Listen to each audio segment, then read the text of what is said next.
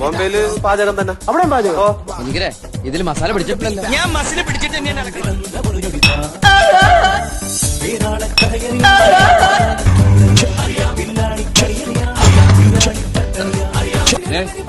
എന്റെ കാര്യം ഓർത്ത് നിങ്ങളാരും വിഷമിക്കണ്ട. പിന്നെ നീ എന്ത് ചെയ്യാൻ പോണത്?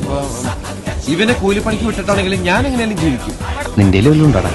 എന്റെ ഇപ്പൊ അറിഞ്ഞാണുണ്ട്. അറിഞ്ഞാണെങ്കിൽ അറിഞ്ഞാണോ, തൽക്കാലം പണയം വെക്കാം, കാര്യം നടക്കട്ടെ. ഫാമിലി സെറ്റപ്പ് ഒന്നും മൊത്തത്തിൽ ശരിയല്ല. അതൊക്കെ അപ്പുറത്തെ ഉണ്ണി, അവനെ കണ്ടു പഠിക്കണവന്മാരൊക്കെ. ഒന്ന് തിരിഞ്ഞു പോലും നോക്കണല്ലോടാ.